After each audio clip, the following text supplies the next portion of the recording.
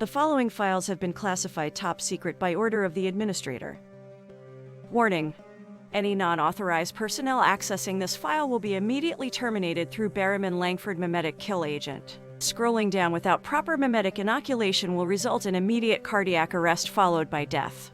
You have been warned. Mimetic kill agent activated. Continued life signs confirmed. Removing safety interlocks. Welcome, authorized personnel. Please select your desired file. Item number SCP-003. Object class Euclid. Special containment procedures. SCP-003 is to be maintained at a constant temperature of no less than 35 degrees Celsius and ideally kept above 100 degrees Celsius. No living multicellular organisms of Category 4 or higher complexity may be allowed to come into contact with SCP-003. An event of total power failure: if SCP-003-1 begins to increase its mass, assigned personnel must engage in skin contact with SCP-003-1. Ideally, personnel may use their body heat to return SCP-003-1 to above the critical temperature. However, skin contact must be maintained even in event of SCP-003 reaching activation temperature, lasting at minimum until SCP-003-1 advances fully to its second growth stage. Personnel who enter SCP-003's containment area must first be examined for body parasites of Category 4 or higher complexity and sterilized if such organisms are present. All personnel who have come in physical contact with SCP-003-1 are to immediately report for sterilization afterwards. SCP-003-1 must not be removed from SCP-003-2 except in case of emergency procedures detailed below. Any significant change in SCP-003-2's rune activity, including pattern, frequency, or color, should be reported within 3 hours of occurrence. Cessation of rune activity must be reported immediately. SCP-003-2 must be supplied with power via the source designated Generator 003-9 at all times. Description: SCP-003 consists of two related components of separate origin, referred to as SCP-003-1 and SCP-003-2. SCP-003-1 appears to be composed of chitin, hair, and nails of unknown biology arranged in a configuration similar to that of a computer motherboard. Testing reveals SCP-003-1 to predate earliest known circuit boards by a factor of thousands of years. SCP-003-1 is considered sentient but not actively dangerous except under certain conditions. SCP-003-1 was found on a stone tablet, SCP-003-2, on which it currently resides. The runes on SCP-003-2 are not part of any known language and emit pale, flickering light patterns. SCP-003-2 is controlled by a non-biological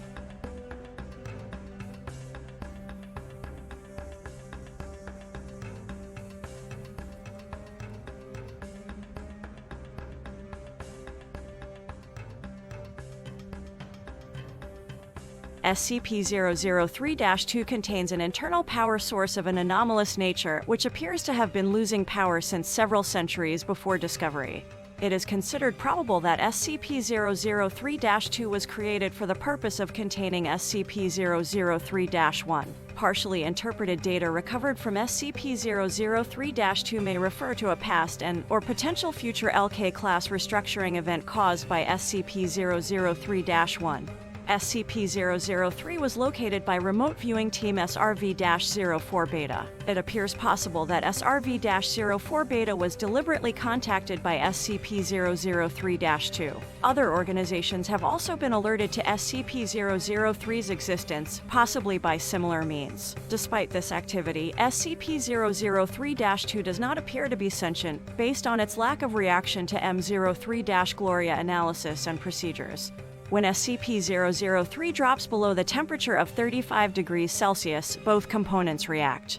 First, SCP-003-1 enters a growth state characterized by an exponential increase in mass. This growth state consists of two stages. In both stages, SCP-003-1 partially fuels its growth by converting matter around it, starting with any surrounding inorganic material, including atmospheric elements, then non-living organic material, including cells of dead skin, hair, chitin, enamel, keratin, and other biological materials.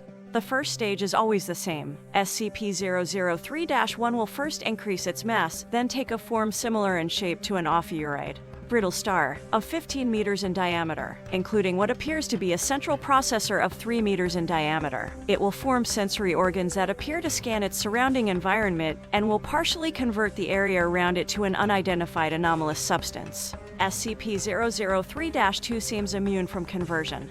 The second stage describes a growth alteration which occurs when SCP-003 comes into contact with living organic material. SCP-003 appears to template itself off of the organic material and will attempt communication with organisms that match its initial template or templates. In its second stage, SCP-003-1 may pause, slow, or change its growth, and will also convert inorganic and non-living organic elements into functionally similar structures while anomalously altering their physical makeup.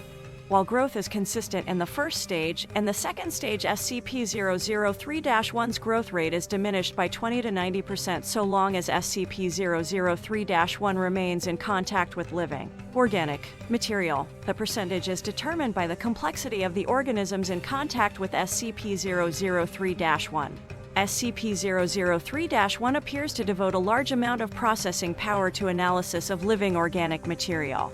During each of SCP-003-1's growth stages, SCP-003-2 releases bursts of radiation that temporarily inhibit SCP-003-1's growth, or reverse this growth when the temperature of SCP-003-1 rises above 100 degrees Celsius. Similar radiation emissions have been replicated or recorded via other anomalous means. SCP-003-1's biology has been the subject of extensive study. Significant elements have been identified similar to SCP-redacted, SCP-1512, and SCP-2756, the latter two of which have no further confirmed connection with SCP-003-1 and no known connection with each other, and none of which are fully understood.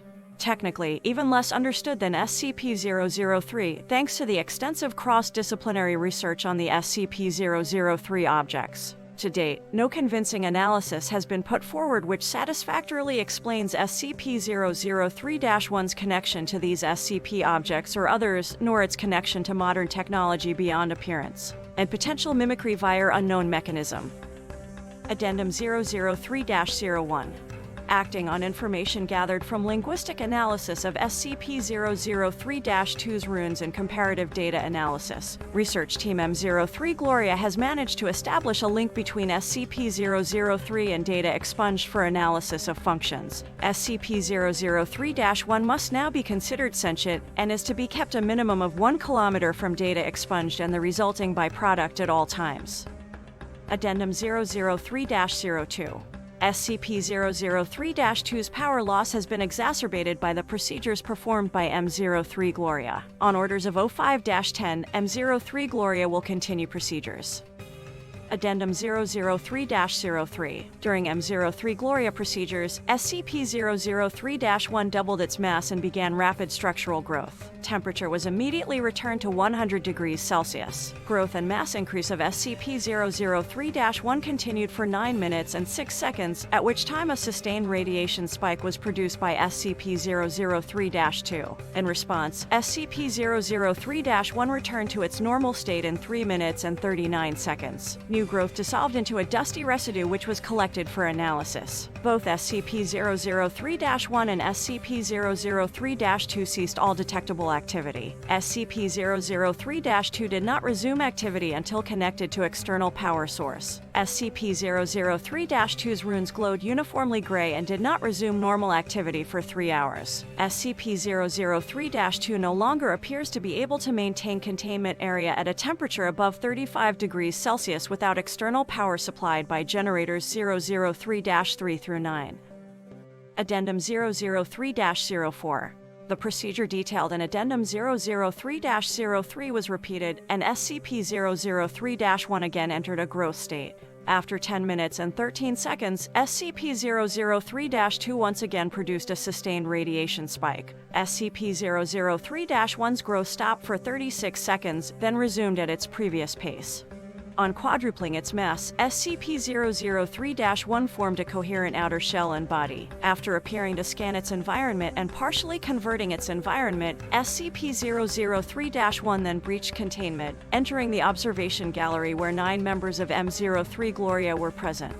On physical contact with team members, SCP-003-1 encompassed them in rapidly grown appendages and stopped growth for 15 minutes. SCP-003-1 then resumed growth and rearranged the component parts of the center of its form to the shape of a 3-meter-tall female humanoid, with peripheral tentacles shifting to extrude primarily from SCP-003-1's newly formed hair and spine. SCP-003-1 then produced rudimentary vocalizations in an apparent initial attempt to communicate with researchers. Data expunged.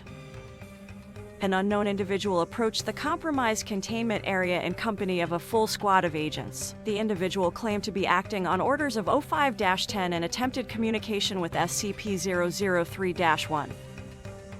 Data expunged. Following this incident, Agent Jackson of M03 Gloria successfully restored power to SCP-003-2 and activated backup generators to return the temperature to 100 degrees Celsius. SCP-003-1 returned to its normal state in 21 minutes and 7 seconds and was successfully recontained without incident. All 9 members of M03 Gloria affected by SCP-003-1 were afterwards found to be physically unharmed, with no residual effects besides psychological trauma. The converted materials of SCP-003's former containment area did not dissolve and are now under analysis. Addendum 003-05. In light of the previous incident, O5-10 was removed from the O5 Council by joint decision of O5 Redacted, O5 Redacted, and O5 Redacted. M03 Gloria procedures have been indefinitely suspended. Special Access Program M03 Gloria required. Transcript of Incident Report, A-21B, Cycle 8, for dissemination to O5 Command and Staff. Interviewers, redacted, redacted, and redacted. Present, O5-2, O5-5, O5-7, O5-10, and staff.